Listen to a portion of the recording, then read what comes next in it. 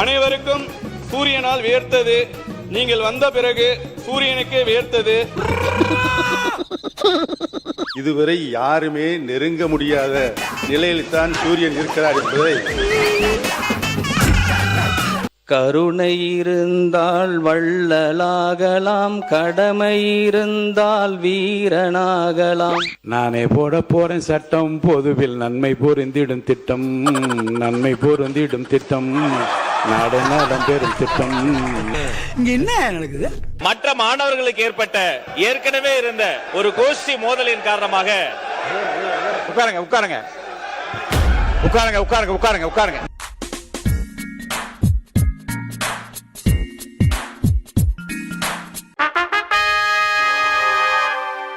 அரசினர் தனி தீர்மானம். முதலமைச்சர் அவர்கள். இப்ப மீண்டும் ஒன்றிய அரசு மக்களவை உறுப்பினர்களின் எண்ணிக்கையை 50% அதிகரிக்க செய்து டீலிமிட்டேஷன் மசோதாவை அறிமுகப்படுத்த உத்தேசித்து இருப்பதா சில அரசியல் கட்சிகள் தெரிவிப்பதா கூறப்படுது. தற்போது அறிமுகப்படுத்தப்பட உள்ள மசோதா நிறைவேறினால் ஒவ்வொரு மாநிலத்துக்கும் தலா 50% மக்களவை உறுப்பினர்களின் எண்ணிக்கையை முதலில் அதிகரித்தாலும் அவ்வளவு சிரமம் உங்களுக்கு வேண்டாம். இதுல என்ன சார் சிரமம் இருக்கு? ஏறுங்க சார். வேண்டாங்க. நீங்க ஏறி உட்கார்ந்தா ஆத்மா சந்தோஷப்படும். ஏறுங்க. ஐயோ வேண்டாங்க. அதனை தொடர்ந்து 2026 சென்சஸுக்கு பிறகு மாநிலத்தின் மக்கள் தொகையின் அடிப்படையில் தொகுதிகள் மறுசீரமைக்கப்படும். அங்கதான்டா இருக்கு இந்த ஸ்டேட் பாண்டியோட ட்விஸ்ட். இப்படி செஞ்சா தென் மாநிலங்களின் பாராளுமன்ற உறுப்பினர் எண்ணிக்கை வெகுவா குறைய வாய்ப்பு இருக்கு. டேய் செல்வம், வண்டி யூட்டர்னரா, செட்டி உஷாராயிட்டான்.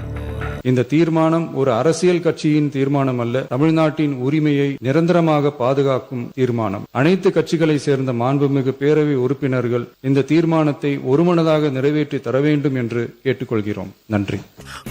சொல்லுமா சொல்லு. அரசினர் தீர்மானத்தை மார்க்சிஸ்ட் கம்யூனிஸ்ட் கட்சி மனதார வரவேற்கிறது. இந்த தீர்மானத்தை இந்திய கம்யூனிஸ்ட் கட்சியின் சார்பாக ஆதரிக்கிறேன். தொகுதி மறுவரையை தொடர்பான இந்த மசோதாவில் இதுவரைக்கும் மத்திய அரசுல சட்ட முன்வடிவு இதுவரை கொண்டு வரவில்லை. ஒன்று, மத்திய அரசு சட்ட முன்வடிவு கொண்டு வர வேண்டும். அதற்கு பிறகுதான் தொகுதி மறுசீரமைப்பை பற்றி நாம் ஆய்வு செய்தால் சிறப்பாக இருக்கும் என்ற என் கருத்தை கூறுகிறேன். இவ்வளவு அவசரப்பட்டு தீர்மானத்தை கொண்டு வருவதை எங்களுடைய பாரதிய ஜனதா கட்சி ஏற்றுக்கொள்வதில்லை. ஆகவே இந்த தீர்மானத்தை நாங்கள் எதிர்க்கின்றோம். செவி வழி செய்தியை வைத்து ஒரு தீர்மானத்தை நாம் இங்கே கொண்டு வந்திருக்கிறோம். இந்த சட்டம் வருமா வராதா என்றெல்லாம் இருக்கக்கூடிய சூழ்நிலையில் இந்த நேரத்தில் இந்த சட்டம் கொண்டு வருவதற்கான அவசியம் என்ன இருக்கிறது? மாண்புமிகு முதலமைச்சர் அவர்கள் உடனடியாக இந்த தீர்மானத்தை திரும்ப பெற வேண்டும் என்று பாட்டாளி மக்கள் கட்சியின் சார்பாக கேட்டுக்கொள்கிறோம். மேலும் இத்தீர்மானத்தை நிறைவேற்றுகிறீர்கள் என்று சொன்னால் இதில் ஒருமனதாக என்ற வாக்கியத்தை நீக்க வேண்டும் என்று நீங்க உங்க கருத்தை மட்டும் சொல்லி முடியும். எந்த வாக்கியத்தை போட்டு நிறைவேற்றுவதை பற்றி நான் முடிவெடுப்பேன். இந்த தீர்மானத்தை நாங்கள் ஆதரிக்கவில்லை ஆதரிக்கவில்லை ஆதரிக்கவில்லை என்று கூறி அமர்கிறேன். நன்றி. நீங்க என்ன பண்ணீங்க? என்னதுல விட்டுரு. மத்திய அரசு கொண்டு வரவுள்ள தொகுதி மறுவரையில் தமிழ்நாட்டிற்கு சாதகமா உள்ளதா பாதகமா உள்ளதா என்பது பற்றி எதுவுமே தெரியாத நிலையில் அரசியல் காரணங்களுக்காக தமிழக வெற்றி கழக அரசு கொண்டு வந்த இந்த தீர்மானத்தை அனைத்து இந்திய அண்ணா திராவிட முன்னேற்ற கழகம் எதிர்க்கின்றது. முடியாது. நீ கல்லாட்டாடங்க, நான் ஒத்துக்க மாட்டேன். மாண்புமிகு முதல்வர் அவர்கள் கொண்டு வந்திருக்கின்ற தீர்மானம் ரொம்ப அவசியமானது. இந்த தனி தீர்மானத்தை இந்திய யூனியன் முஸ்லிம் லீக்கின் சார்பிலே வரவேற்றுக் கொள்கிறோம். மாண்பு உறுப்பினர் ஆதாரம் இல்லாமல் எதற்காக தீர்மானம் என்று கேட்டார். ஒரு பிரச்சனையில் வந்தால் பார்த்துக் கொள்ளலாம் என்ற ஒரு நிலைப்பாடு இருக்கலாம். ஆனால் வருவதற்கு முன் முன்னெச்சரிக்கை நடவடிக்கையுடன் எப்படி சமாளிப்பது, எதிர்ப்பது, ஒரு எச்சரிக்கை உணர்வோடு தான் நம்முடைய முதலமைச்சர் அவர்கள் இந்த தீர்மானத்தை கொண்டு வந்திருக்கிறார் என்று நான் கருதுகின்றேன். இதோட நிறுத்திக்கிறோம். என்னடா நிறுத்துறது? இன்னும் ஆரம்பிக்கவே இல்ல. ஆரம்பிக்கிறதுக்கு முன்னால நிறுத்த முடியும். அரசினர் தனி தீர்மானத்தை இந்திய தேசிய காங்கிரஸ் உள்ளபூர்வமாக வரவேற்கிறது, பாராட்டுகிறது. மாண்பு எதிர்க்கட்சி தலைவர் அவர்கள் அது எப்படி சம்பந்தம் போகும்? மாண்புமிகு பேரவைத் தலைவர் அவர்களே, பெண்களுக்கு அதிக முக்கியத்துவம் தந்தது என்னுடைய இதய தெய்வம் புரட்சி தலைவி அம்மா அவர்கள். மாண்புமிகு எதிர்க்கட்சி தலைவர் அவர்கள் நீ என்ன மிரட்டினாலும் தலையில தான் நின்னாலும் தமிழும் அண்ணன் இல்லாம கை நாட்டு வைக்க முடியாது. 33 விழுக்காடு மகளிர் இடஒதுக்கீடு மேல் சபையில அந்த தீர்மானம் நிறைவேற்றப்பட்டு வெற்றி பெற்றது. அதனால எல்லா இடங்களிலும் காங்கிரஸ் தான் செய்திருக்கும். மாண்புமிகு எதிர்கட்சி தலைவர் அவர்கள் அவங்க சொல்லட்டும், நாங்க போடுறோம். மாண்புமிகு பேரவைத் தலைவர்களே, மகளிர் சட்டத்தை கொண்டு வந்தது பாரதிய ஜனதா கட்சி ஆட்சிக்கு வந்த பிறகுதான். எங்களுடைய தலைவர் கலைஞர் அவர் தான் 33% இடஒதுக்கீடு பெண்களுக்கு கொடுத்தார்.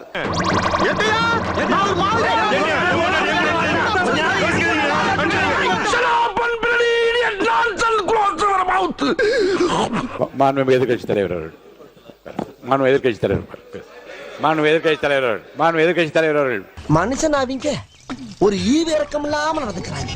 டீலிமிட்டேஷன் அப்படிங்கிற பேர்ல எக்காரணம் கொண்டும் நம்முடைய தமிழ்நாடு பாதிக்கப்படக்கூடாது என்பதுதான் எங்களுடைய உறுதியான நிலைப்பாடு. அரசு கொண்டு வந்திருக்கக்கூடிய இந்த தீர்மானத்தை நாங்கள் வரவேற்கின்றோம். இத சொல்றதுக்காயா எவ்வளவு காலம் படாத பாடுபட்ட? நான் தான் உன்னை சொல்ல விடாம தடுத்துட்டேனா? தேமுதிகவுடைய சகோதரி அவர்களும் இதை குறிப்பிட்டார்கள். 50% இன்கிரீஸ் ஆகும் பொழுது நமக்கு பலன் தானே அப்படின்னு. கிடையாது. 5-6 வட மாநிலங்கள் சேர்ந்தால் ஒரு பிரதம மந்திரியை உருவாக்க முடியும் என்கின்ற நிலை இன்றைய வரையும் இருந்துட்டு இருக்கு. அதை மாற்றப்பட வேண்டும். தென்னிந்தியாவில் இருந்து, ஏன் தமிழ்நாட்டிலிருந்து ஒரு பிரதம மந்திரி எதிர்காலத்தில் உருவாக்கப்பட வேண்டும். அதிகாரம்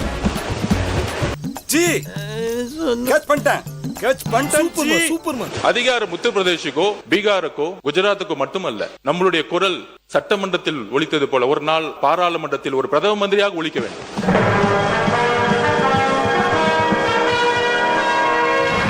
எங்க நாளா போயஸ் கார்டன்ல வீடு வாங்க கூடாதா?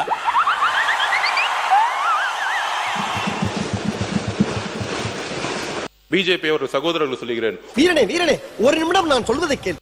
இன்றைய தீர்மானம் காங்கிரஸ் பிஜேபி என்பதல்ல. இந்த தீர்மானம் மாநில சுயாட்சியும் இந்திய ஒருமைப்பாட்டையும் நிலைநிறுத்துவதற்கு. இந்த தீர்மானம் நீட்டை விட முக்கியமான ஒரு தீர்மானம். அதை மறந்து விட்டாயா? ஏனால் அந்த நீட்டை கொண்டு வரப்படுவதே பாராளுமன்றத்தில் அதிகப்படியான பெரும்பான்மை இருப்பதனால். யோசிச்சு பாருங்கள். இதுதான் ஒரு கண்ணியமான வீரனுக்கு அழகா? நாளைய சரித்திரம் உன்னை காரி துப்பாது. நன்றாக எண்ணி பாருடா. நமக்கு 100 MP இருந்தா நீட் கொண்டு வரப்பட முடியுமா? ஜிஎஸ்டி கொண்டு வர முடியுமா? திரு மு.க. ஸ்டாலின் அவர்கள் இதில் உடன்படுகிறதா அந்த முதல் குரல் கொடுத்தார். அதில் எந்த வேறுபாடும் கிடையாது. அதில் நாங்கள் ஆதரிக்கிறோம். அண்ணா அண்ணாவா? ஐயோ, வாழ்க்கையில முதல் தடவை அண்ணாண்டியே. நீங்க சாப்பிட்டீங்களா? அதனால் இன்றைக்கு ஃபேர் டீலிமிட்டேஷன் ஃப்ரீஸ் டீலிமிட்டேஷன் முக்கியம். ஃப்ரீஸ் டீலிமிட்டேஷன் பாராளுமன்றத்தில் சட்டம் வரும்பொழுது 39 நாடாளுமன்ற உறுப்பினர்களும் அவையில் இருந்து வெளிநடப்பு செய்யாமல் அந்த சட்டத்திற்கு எதிராக வாக்களிக்க வேண்டும்.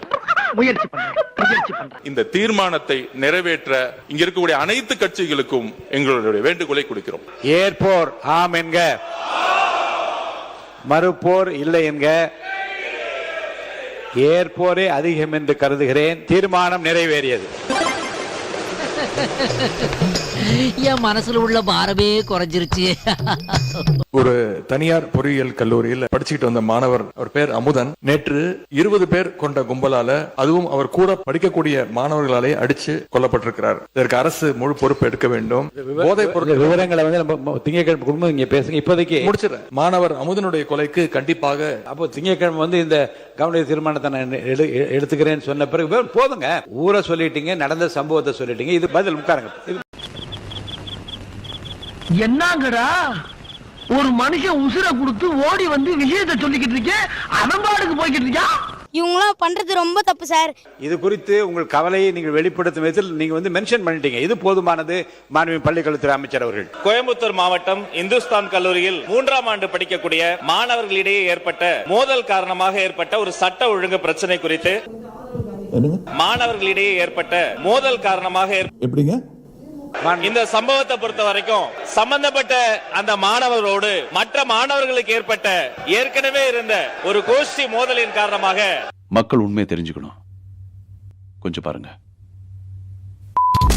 இது உனக்கும் எங்களுக்கும் தான் தெரியும். இது ரகசியமா நாங்க வச்சுக்கிறோம். நீங்க ஒன்னும் பயப்படாதீங்க, நாங்க காட்டி கொடுக்க மாட்டோம், நீங்க தைரியமா போங்கன்ட்டாங்க சார். அந்த விஷயத்த அவங்க பசங்கள்ட்ட சொல்லிட்டாங்க சார். உங்களை பத்தி இது மாதிரிலாம் அந்த பையன் எழுதி கொடுத்துட்டான், அவன் அப்ரூவ் ஆயிட்டான் அப்படின்னு சொன்ன உடனே 20 பேர் என் பையனை கிரவுண்ட்ல வச்சு சார் இரும்பு ஆடாலையும் கத்தியாலையும் குத்தி என் பையனை கொண்டுட்டானு சார்.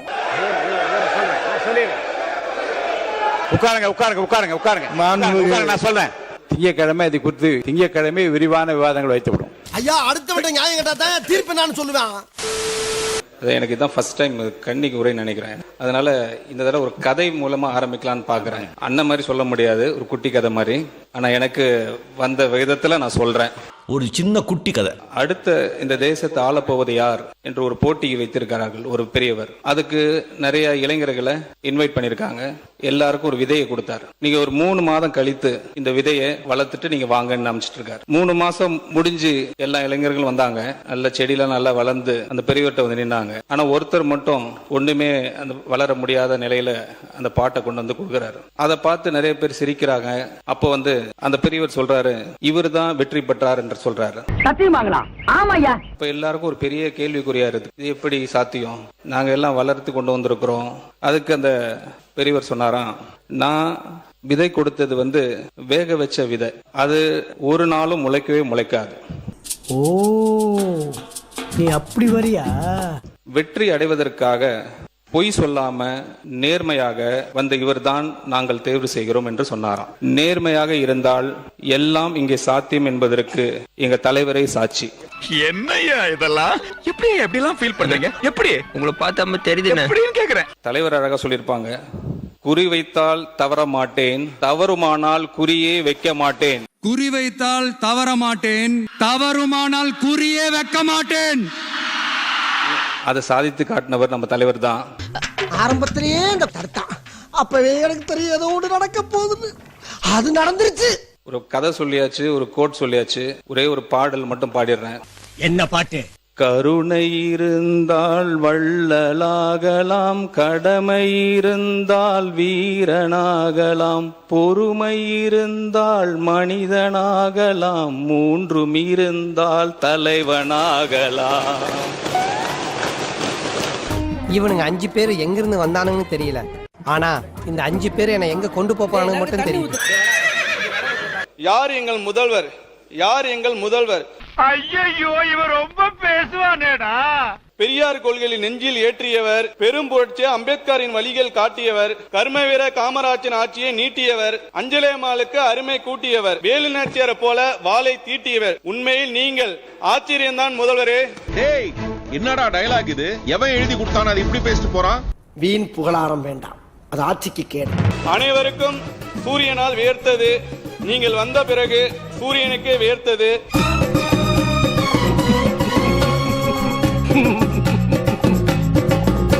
சூரியனுக்கே வேர்த்தது என்ற ஒரு கருத்தை இங்கே சொல்லியிருக்கார். இதுவரை யாருமே நெருங்க முடியாத நிலையில் தான் சூரியன் இருக்கிறார் என்பதை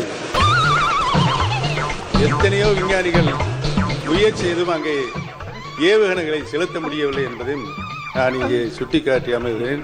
பூதா, என் மேல உனக்கு இவ்வளவு பாசமாடா? ஆமா மாஸ்டர், ஒன்னு நினைக்கும் போது என்னால முடியலடா. காடு விளைஞ்சன்ன மச்சான், நமக்கு கையும் காலம் தானே மிச்சம் என்று சொல்லுகிற அந்த பாடலோடு வசனம் பட்டே கிளப்புது. என்ன படம்? நான் பாட்டு பாடுறது உனக்கு வசனம் மாதிரி இருக்கோ? நானே போட போறேன் சட்டம், பொதுவில் நன்மை பொருந்திடும் திட்டம், நன்மை பொருந்திடும் திட்டம், நாடு நலம் பெறும் திட்டம், நன்மை பொருந்திடும் திட்டம் என்று